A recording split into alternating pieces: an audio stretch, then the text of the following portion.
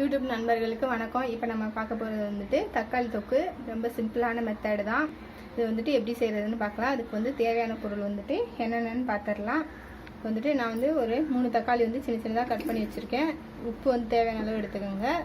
வந்து பச்சை மிளகாய் வந்து ஒரு 2 மிளகாய் எடுத்துக்கோங்க. கடுகு தேவையான அளவு எடுத்துக்கோங்க.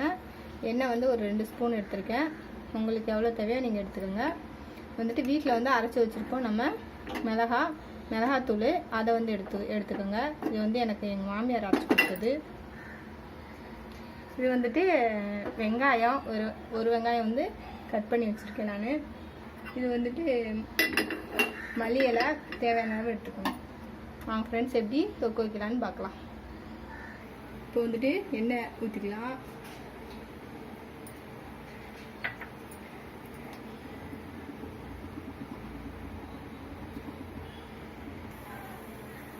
இப்போ இது கூடயே கடுகு சேர்த்துக்கலாம். கடுகு நல்லா வெடிச்சதும்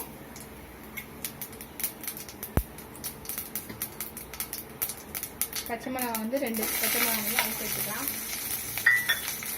கருவேப்பிலை இது கூடயே சேர்த்துக்கோங்க. இந்த மாதிரி சேர்த்துட்டு வெங்காயத்தை சேர்த்துக்கலாம்.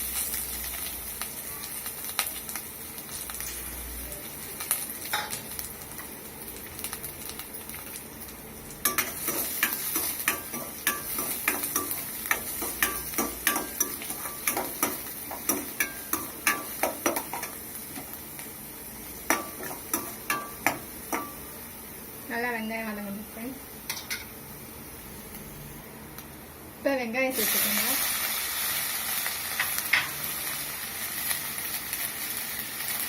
தக்காளி சேர்த்துக்கோங்க.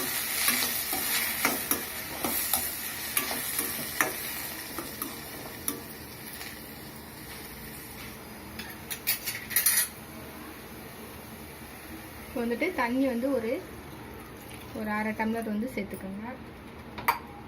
தேவையான அளவு உப்பு சேர்த்துக்கோங்க.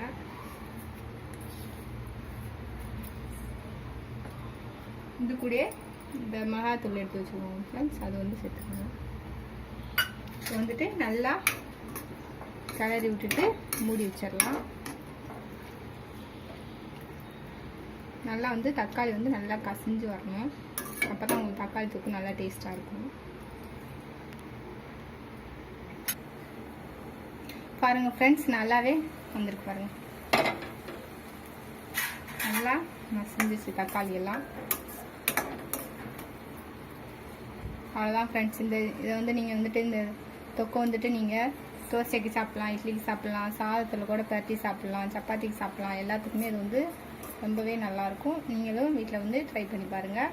எப்படி இருக்குன்னு கமெண்டில் சொல்லுங்கள். ஏதாவது இதாக இருந்ததுன்னா நீங்கள் அதையும் கமெண்டில் சொல்லுங்கள். Thank you friends. இந்த வீடியோ பிடிச்சிருந்ததுன்னா லைக் பண்ணுங்கள், ஷேர் பண்ணுங்கள், கமெண்ட் பண்ணுங்கள். தேங்க்யூ.